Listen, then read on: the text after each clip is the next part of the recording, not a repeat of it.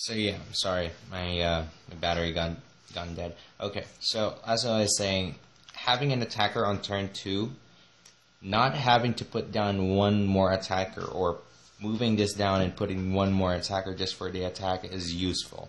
So having to ride a grade 2 and this is still here, you can attack for 10 and attack for 14 if Judge Bao is at the back.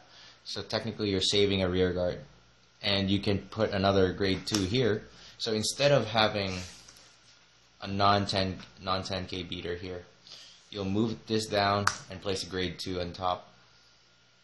That's -1 attack, so this is 1 and 2. That's it. But if you have 10k beater here, I put a 9k over there, grade 2, 9k, 10. You could go for 10, 9, maybe hit a rear guard. If he gets a trigger, it's totally fine. You still have the vanguard. And this is attacker for 14. And if you get the trigger, this will become 14. Still going for the attack.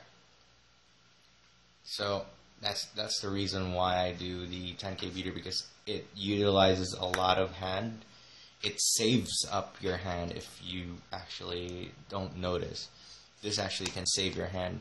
And at the same time, on turn 3, you can sacrifice these two, go for Hour Gazer, replenish your field and fix up your field, and now you have 2 grade 1s, or maybe 1 grade 1, 1 grade 2 at the graveyard. You can go for the Abyss and then Superior call that grade 1 from the graveyard, and you pretty much utilizing your deck, filtering your deck at the same time. So that's why I like this 10k beater. It's very useful. I mean, hitting sometimes 16, 17, 22, still a good number for a grade 1. So yeah, 3. And my favorite grade 1, Dorant, the Blaster Dark partner. This one and flips for me.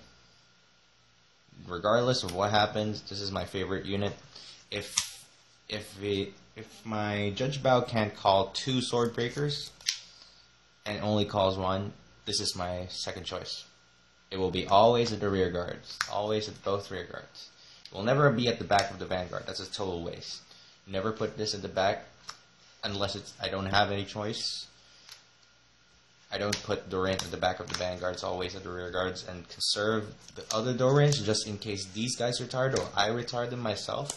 I could have another Dorant column ready for the Blaster Dark and Dorant column to unflip a damage. This is all about setup.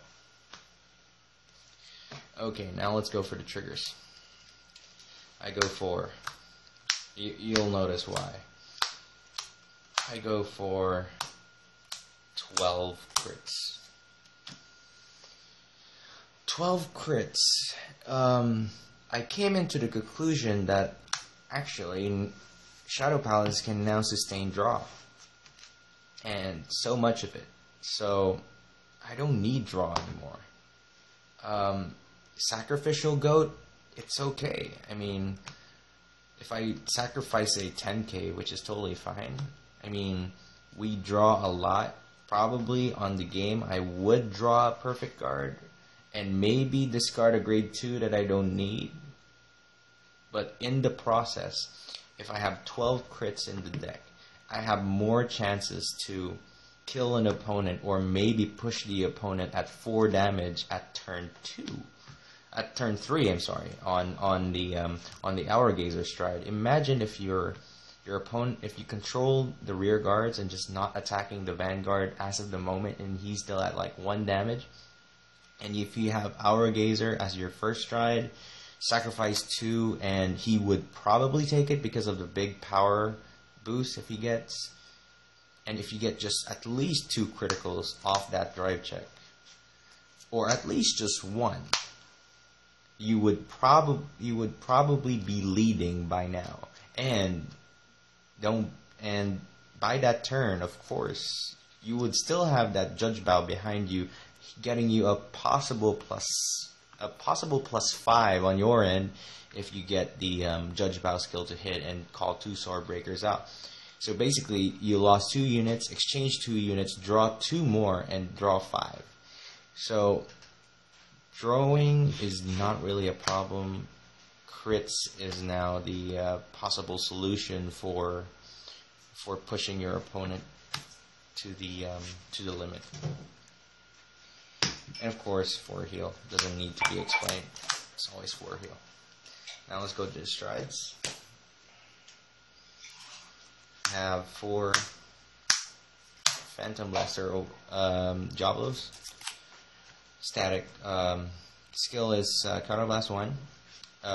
Turn a Phantom Blaster Diablo face up. Gets a 10 crit. That's already a static ability. And he has an auto skill. If he does that, you sacrifice 3 of your units. And if you do, when this Vanguard attacks, your opponent has to choose 2 of his units. If he does not, he can't guard. A very OTK skill, and with 12 crits in your deck, at 3rd damage, you can go for the kill. You can go for Blaster Dark, Blaster Abyss combo, retire 2 units, has 1 more unit in the field, attack, 3 damage is fine. Triple drive check, oh, I get a crit, what do you know? So, OTK. Main goal of this is OTK, always. Next we have my favorite first stride, Hour Gazer. 2 of them. Yeah, skill is Counterblast 1, Soul Blast 1, retire 2 units, check the top 2, and for every grade 1 or less, you get a +5. So that's a really static skill for this card. This is really a good first stride. You can quick retire and draw 5 cards on the turn, and you can set up your next turn by that skill. If they guarded this on the first turn so you don't get the +7, it's totally fine. You still get to retire 2 and still draw the amount of cards that you need to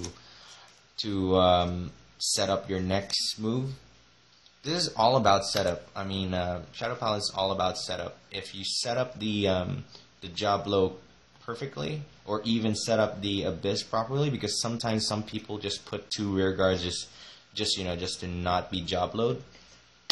And having that as an advantage is really good, since if they try to do that, then go for the Abyss.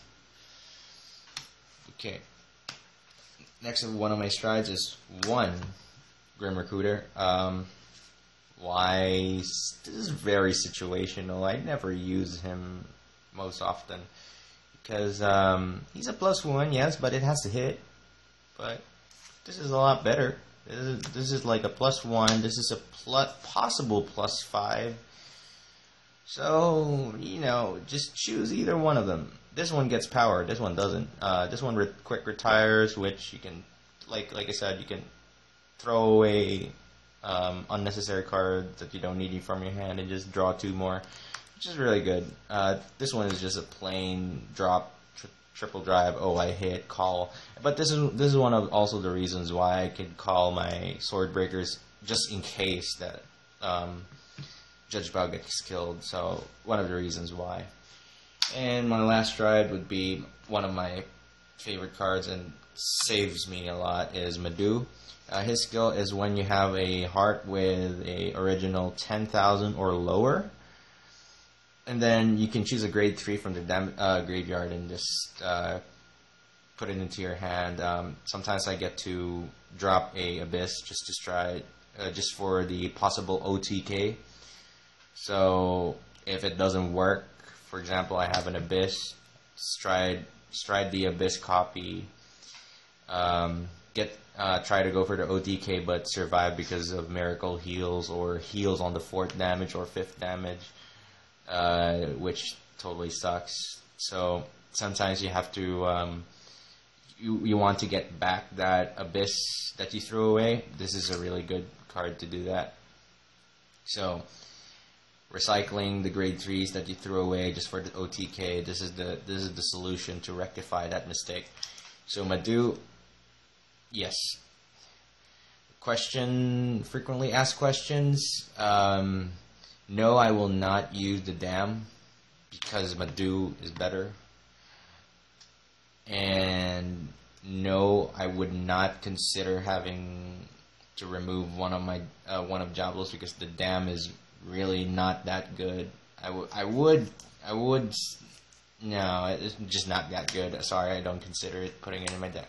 So yeah, that's my Shadow Paladin Revenger deck. Hope you like it, and post your comments or opinions on, or any suggestions. But this is a pretty solid build that I really want to stick to. 80% Revengers is 80% Revengers is better than any 70% or 60%. Reasons for that being is I don't like being controlled, especially the Link Joker that is really good. They could just like lock the Revenger units, and you're left with non-Revenger units, which sucks. So I don't like being controlled that way. Or they would just retire the Revenger units. You're going to be running out anytime soon. Even that's why I commend all those people who plays 50% Revengers, 50% non-Revengers, and still makes it work. Commend you on that one. But if you were up against a really good player that can control your field, it's really not going to work. So yeah, hope you like this video. Comment, subscribe, tell me what Shadow Paladin build you like to see next. I have all the Shadow Paladin builds. I have Claret, Jablo, PBD Break Ride, you name it. I'm a Shadow Paladin collector, so thanks a lot for watching.